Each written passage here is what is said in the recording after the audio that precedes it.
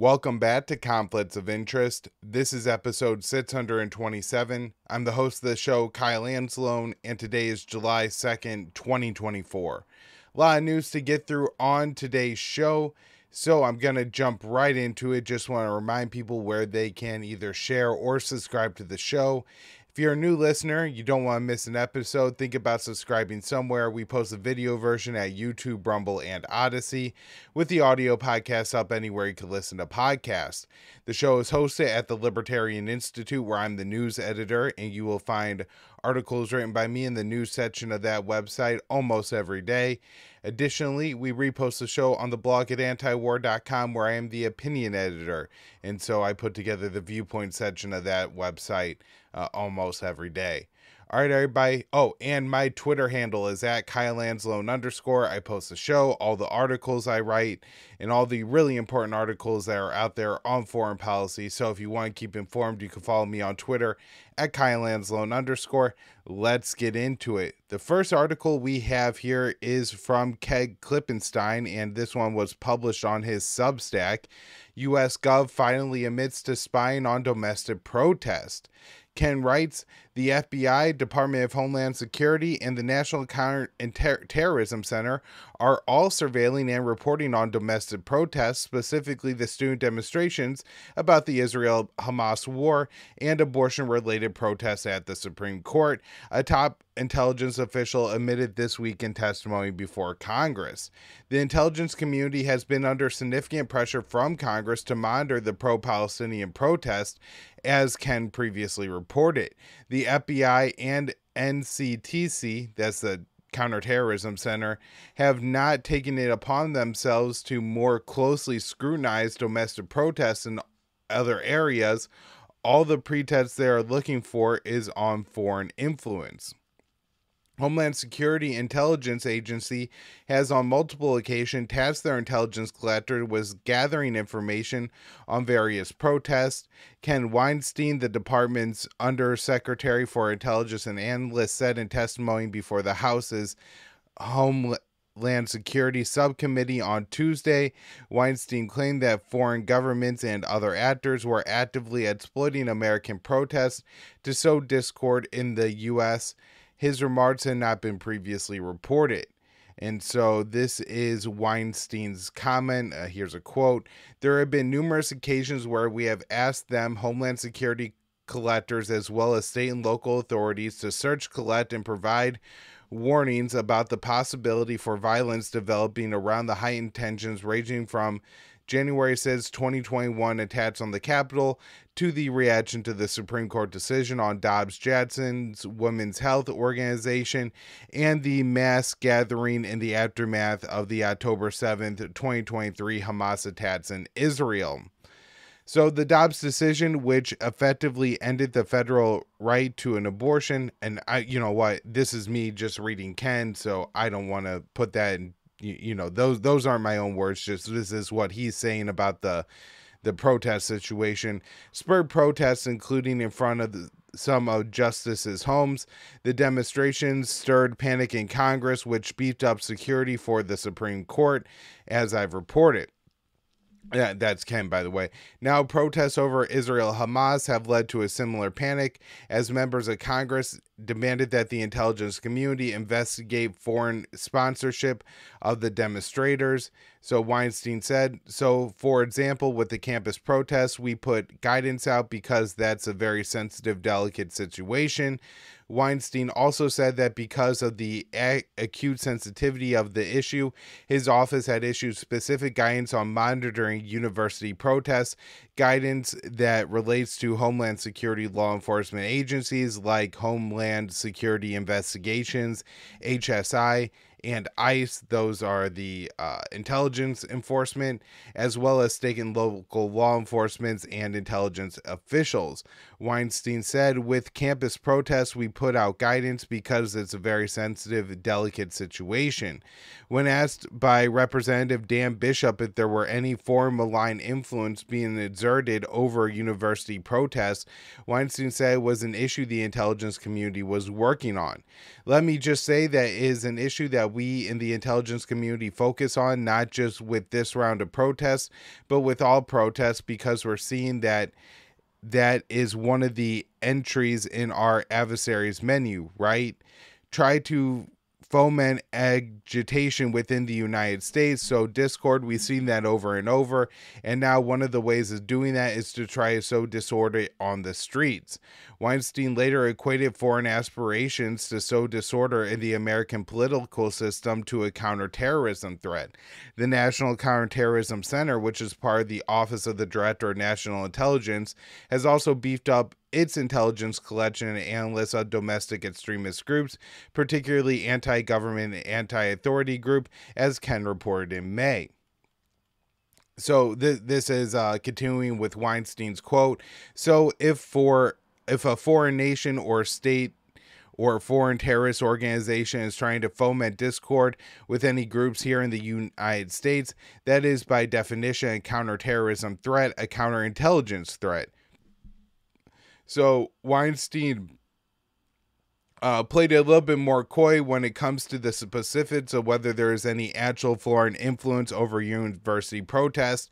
He said, so you put your finger on a very critical issue. Obviously, if there were, that would be, if I were aware of anything, that would be based on intelligence sources and methods, and I couldn't speak about it in an unclassified context. In other words, he's not saying that there is any actual foreign involvement, more just raising the specter and insisting an atmosphere of fear, which of course provides justification for the domestic spying. Despite the alarming admissions that U.S. intelligence was spying on protesters, Congress didn't question any of it. Too often, that's how congressional oversight of the intelligence community works. Congress asks a question, and intelligence official says they can only talk about it in classified setting, where they later briefed the congressperson, but not the American people, lacking security clearances, remaining in the dark. In this case, the public remains in the dark about something quite significant, the evidence upon which the intelligence community is basing its monitoring of American protesters, which, of course, should be our First Amendment right. Representative Seth Mezger gave up the game when, during the hearing, he lamented that the American constitutional rights can make it difficult to disrupt domestic extremism threats. He said, unfortunately, we're all talking about American citizens who have First Amendment rights as well. The comment has to be seen, so he does include a link to that video in his article here. All right.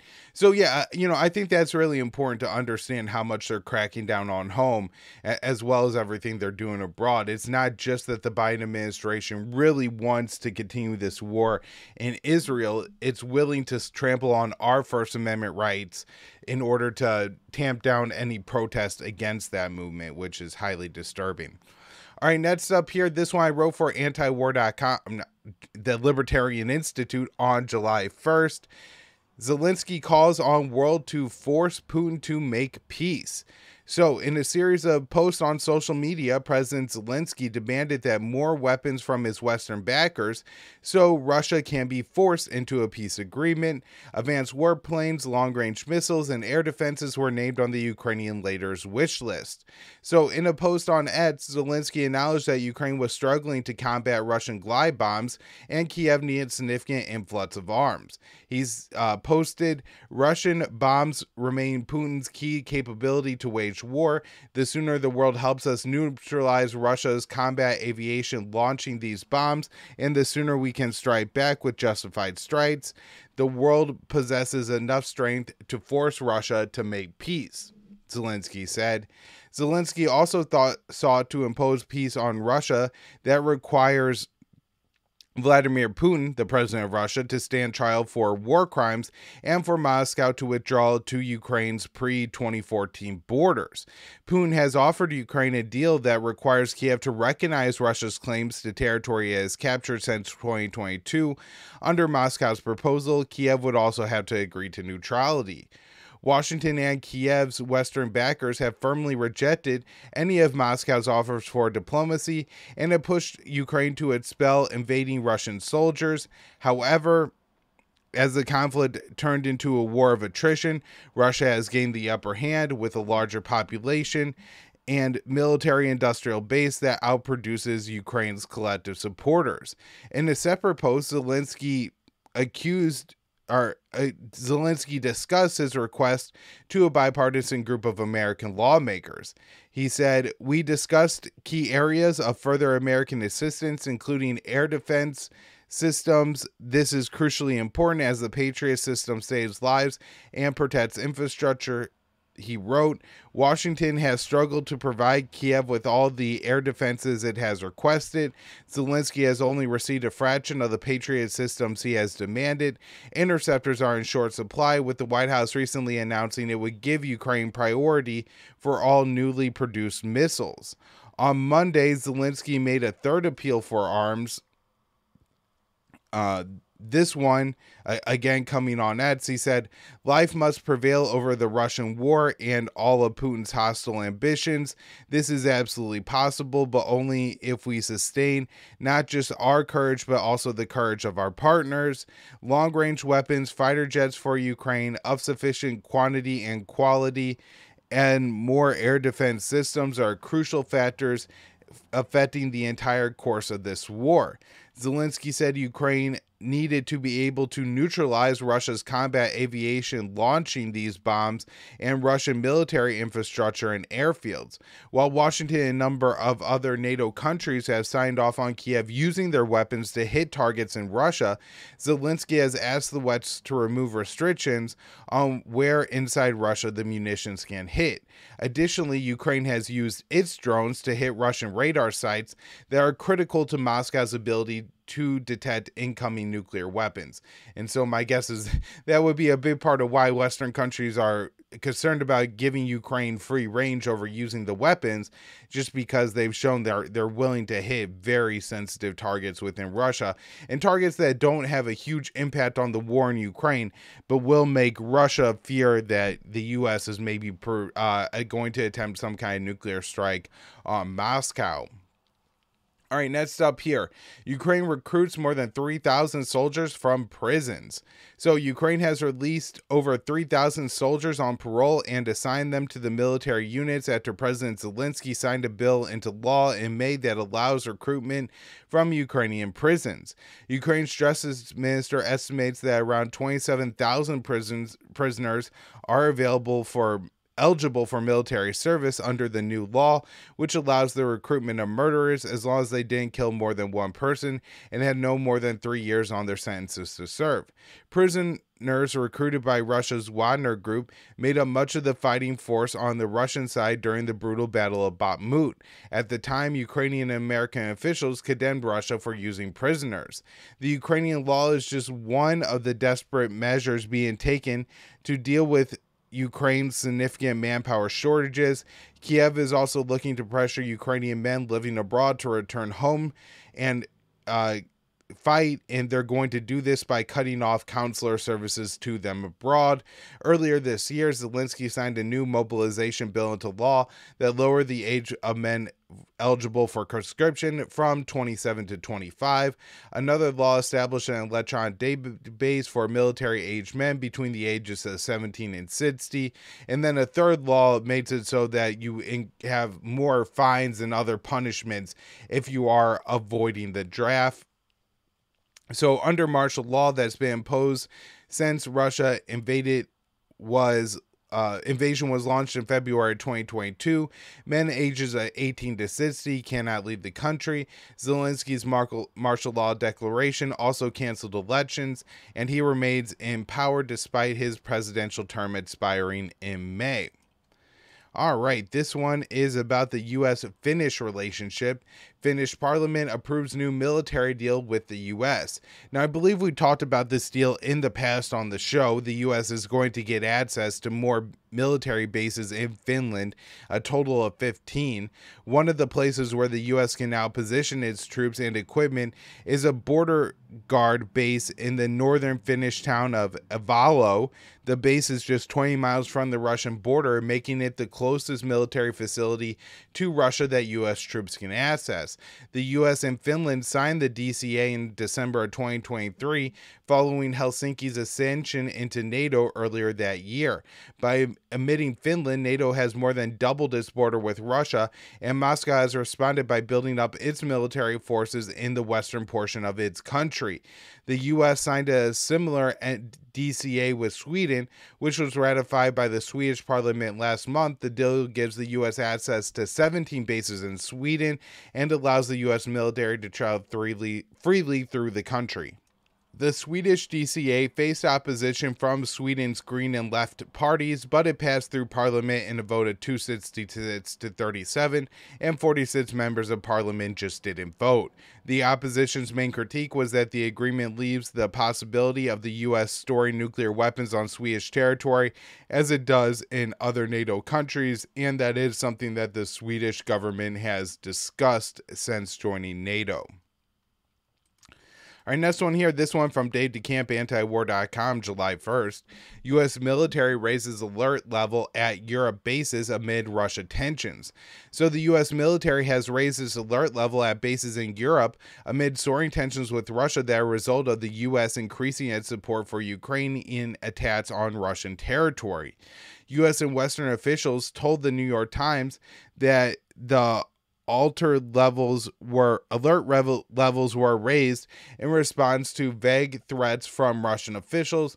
Russia warned last week that it would retaliate against U.S. in response to Ukrainian attacks on Crimea using cluster bombs of a U.S.-provided ATACMS missile that killed five civilians, including 2 children, on a beach near Sevastopol.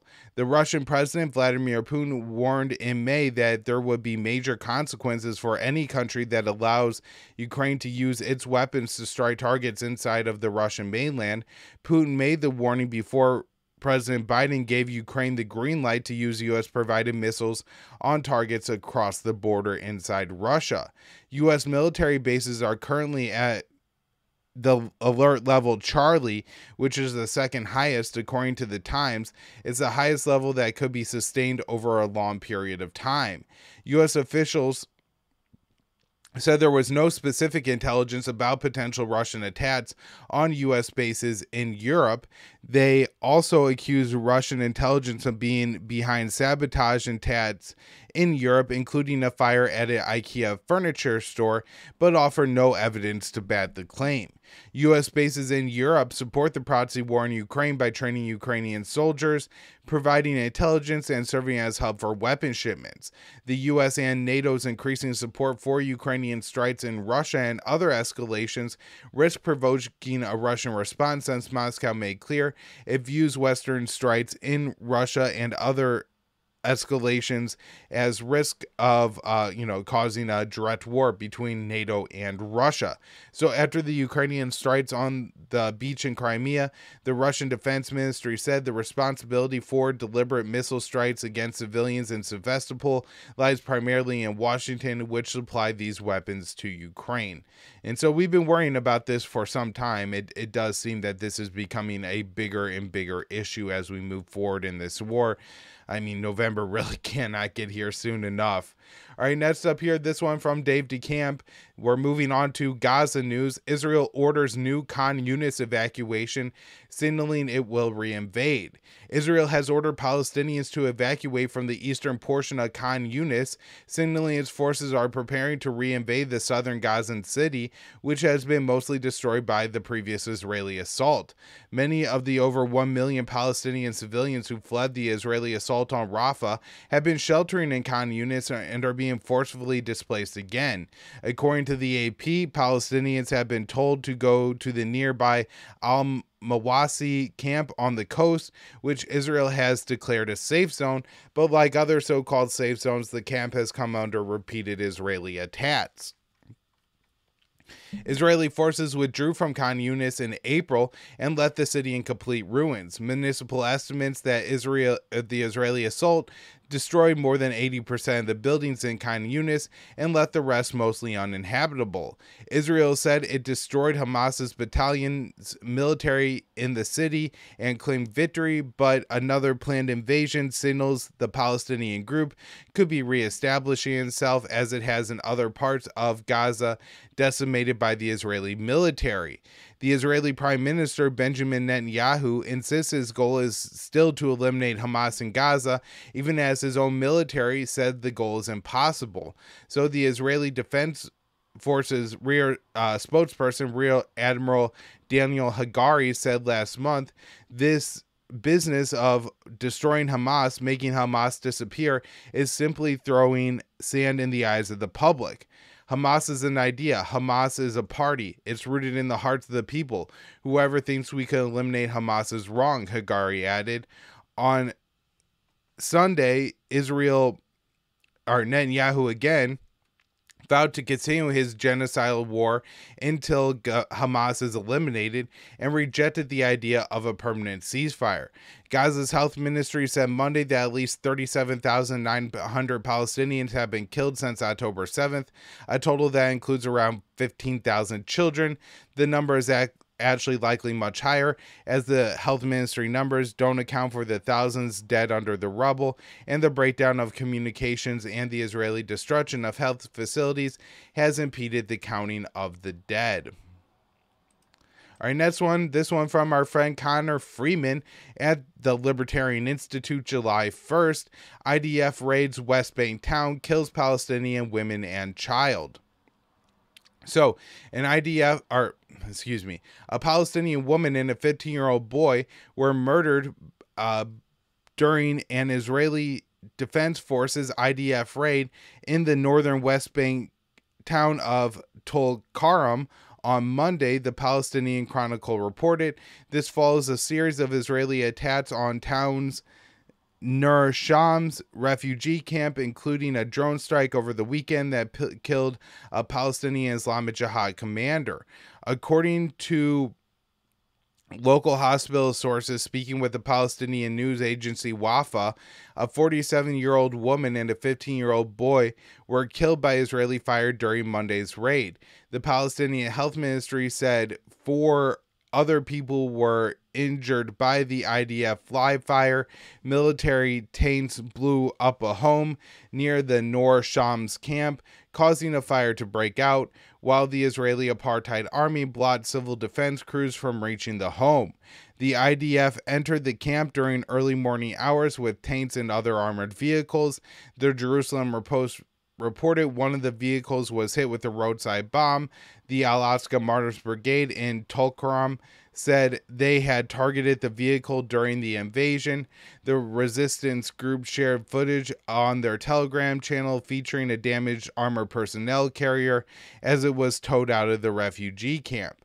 The IDF reported imposing a siege on the camp while vandalizing public and private property as the attack was ongoing, including tearing up the camp's main water line. The Palestinian Red Crescent said it was treating 3 injured Palestinians. On Sunday, the IDF launched a drone strike on the camp, killing Saeed al-Jabbar, a commander with the Nur Shams Camp Battalion of the Al-Quds Brigade. The Israeli, this is a Palestinian TV report.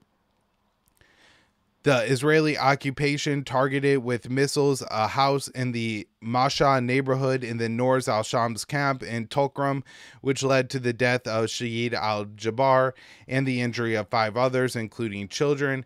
AFP notes in April that the Palestinian Red Crescent reported a 2-day Israeli raid on the camp that saw 14 Palestinians killed. Violence, ethnic cleansing, and home demolitions have soared in the West Bank, including East Jerusalem, amid Tel Aviv's genocidal onslaught in the besieged Gaza Strip. At least 556 Palestinians have been killed by the IDF, as well as illegal settlers, including almost 140 children. The slaughter comes as the extremist finance minister Bezalel Smotrich, who also holds a special position in the defense ministry, acting as the West Bank's de facto governor, is making moves towards full annexation of the territory where millions of Palestinians and Christians live under Tel Aviv's apartheid rule. All right, next up, a couple stories on Lebanon here before we wrap up the show for today. U.S. sends amphibious assault ship to show support for Israel amid Lebanon tensions. So this is dated campantiwar.com. The U.S. has deployed an amphibious assault ship to the Middle East to demonstrate support for Israel amid soaring tensions on the Israel-Lebanon border. The Pentagon announced that the USS Wasp arrived in the Eastern Mediterranean Sea last week. The deployment comes amid fears of a full-blown invasion of southern Lebanon as Israeli forces and Hezbollah continue to trade fire across the border. A U.S. official told the Associated Press that the deployment was about deterrence, but the show of force could embolden Israel. The U.S. insists it's working to prevent war in Lebanon, but the Middle East Eye recently reported that Washington conveyed to Lebanon it would ultimately support Israel if it went ahead with an invasion. The Wasp is carrying a U.S. Marine Corps expeditionary unit and is sailing along with the USS Oak Hill, a dock landing ship. U.S. officials reported to NBC News last week that one purpose of the Wasp deployment is to stand by to evacuate Americans in the event that a full-scale war breaks out along the Israel-Lebanon border. Another U.S. official told the AP that the deployment of the Wasp was comparable to the U.S. sending warships to the region in the wake of October 7th Hamas attack on southern Israel and the start of the Israeli onslaught in Gaza. The U.S. said the purpose of building up its forces in the Middle East after October 7th was to prevent a regional war, but the brutal onslaught on Gaza sparked other conflicts across the region, including Houthi attacks on commercial shipping, which led to a new U.S. bombing campaign in Yemen. And so, as we talked about a lot on the show last week, the U.S. could really have Israel turn down the tensions with Hezbollah. They just choose not to. All the pressure is being put on Hezbollah by the U.S., in which we don't have a lot of leverage. We do have a lot of leverage over Israel, but we refuse to do that. All right, this one here, last article up today, report Israel plans to invade Lebanon in second half of July. The German newspaper Bild reported on Monday that Israel's plan to invade Lebanon in the second half of July as Israeli forces and Hezbollah continue to trade fire across the border. The report, which cited diplomatic sources, said Israel would launch the assault unless Hezbollah stopped firing on northern Israel, but Israeli officials have made it clear that's not enough for them as they are demanding Hezbollah withdraw from the border to areas beyond the Litani River. The Litani River is about 18 miles north of the Israel-Lebanon border, and Israel has said Hezbollah withdraw from this area is necessary for Israelis who have evacuated from northern Israel to return to their homes. Hezbollah's position is that it won't stop firing on northern Israel unless there's a ceasefire in Gaza, while Israeli officials have threatened to escalate in Lebanon if they reach a truce with Hamas. The U.S. claims it is working hard to prevent an escalation in Lebanon, but has conveyed it would support Israel in the event of an invasion. The U.S. deployed an amphibious assault ship to the region last week to show support for Israel in the standoff and prepared for a potential evacuation of Americans from Lebanon. Israeli media reported that Israeli military likely couldn't handle operating on a second front in Lebanon, maintaining its military operations in Gaza, which suggests Israel could be looking for strong support from the U.S. in its war in the north. And so this is all very bad. I wish I had some good news for you guys, but I really don't today. That's where I'm going to wrap up the show. Thank you all so much for tuning in. We'll be back with more later in the week. I probably won't have a show on the 4th of July, or we'll probably only have one show at the end of the week since it will be the 4th of July. It'll either be a Thursday or a Friday show. All right, everybody, thank you so much for tuning in. Back with more.